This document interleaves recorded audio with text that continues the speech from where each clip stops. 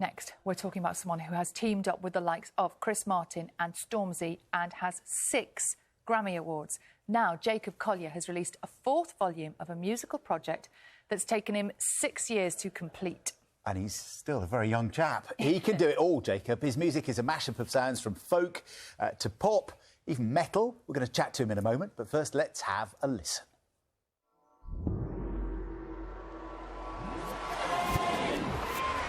I told you could do it all, didn't I? Jacob's here on the sofa now. Good morning. Thank you for coming in. We're good, thank you. And you've literally brightened up our morning, which is great. Appreciate to hear that. How old were you when you started music? Oh, gosh. It was sort of day one of my life, I suppose. I was really, really, really small. But it was always like this omnipresent force in the house. And I loved the process of sort of alchemising using different sounds, whether it was a saucepan or a piano or a hand clap or whatever it happened to be. And it was a nice process to explore, I suppose. What I love about your music is, I imagine when you were very little, it involved a little bit of breaking the rules. Yes, I would say so. Well, there weren't really any rules to begin with music. There's no such thing as good and bad music. Just the music that feels right for you at any given time. So I really, I suppose over the course of my life, I've really explored where the edges of those lines are. And yeah, one of the joyous and delicious things about music is that you can do kind of whatever you want to do. It's adventurous music, though, isn't it? I'd say so, yeah. Yeah, most definitely. It's interesting because I think some people get put off music, or at least doing music, because they feel there are too many rules and too much focus on practice and precision. Yeah, it's tough. The thing with music, which is so amazing, is, you know, when we learn music, we learn everything there is to know. We learn mathematics, physics, geography, history, language, spelling, syntax.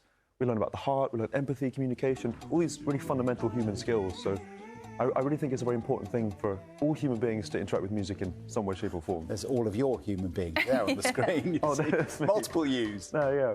And how do you persuade people of this? Because I imagine, you know, some kids who are being taught music at the moment probably don't realise all the opportunities that there are around music. And I don't mean like working or jobs or anything like that. I mean, like you say, learning about emotion. For the human spirit. Yeah, well, I think, you know, the more access we can give to young people, every young person deserves access to music in some way, shape or form. Music education is so important in this world. And unless you know the feeling of singing in a choir or playing in a band, you know, it's impossible to explain the feeling of how deep that feels, how important that feels to do, you know. We've been talking this morning, we've been playing a clip of a poor lady called Anne Hughes. I've seen that clip. You've seen that clip. It's wonderful. It's been everywhere. She gets stuck in the shutters outside a shop and gets lifted up into the air, and she's gone viral. And what you do is very different, but it also shows the power of going viral, doesn't it? The power of social media and sharing your content, because that was your big break. In a sense, it was, yeah. I was really, really interested by crafting these multi-screen videos and showing people kind of what was going on inside my weird old brain. And it's a very interesting, unique time to share ideas. There's, you know, wide open, people all over the world doing interesting, innovative things with music and beyond. And it's an interesting, very, very sort of reactive and interesting time to be creating things as a human. And you can just do it yourself. You don't necessarily have to rely on a label, as we saw with Ray at the weekend at the Brits. Totally, yeah. It was so cool to see her just ruling.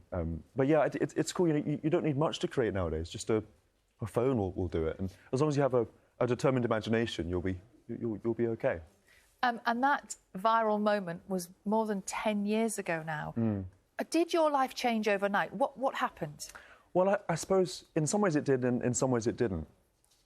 In a sense, the last 10 years have just been me sort of gradually expanding as a human, learning lots, exploring lots of different kinds of things. And you know, but it was definitely a very surreal moment. I made this little video of a Stevie Wonder song. Huge fan of Stevie Wonder. Shout out Stevie.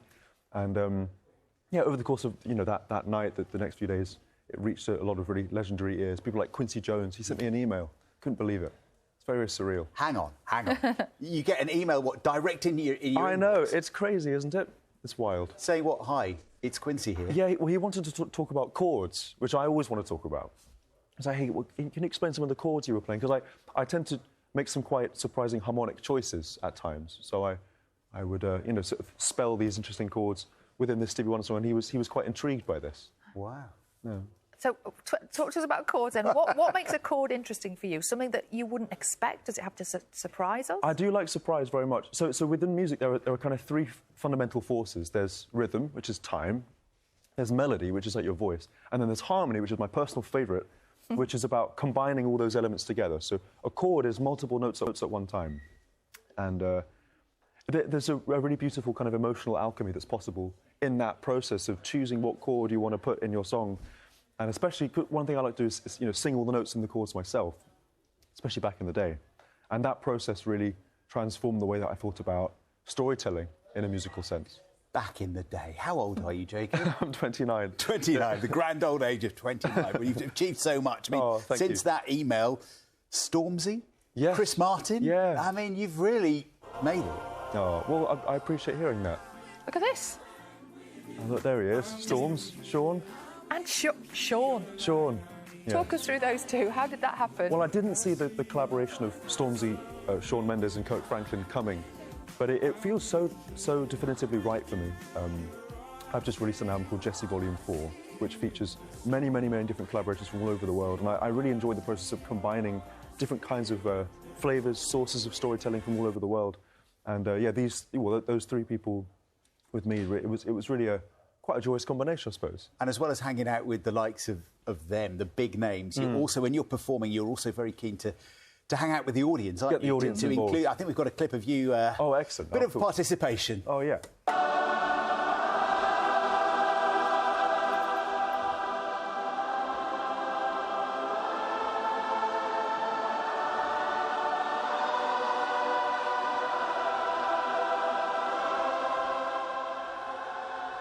That's incredible. Oh, thank you very much.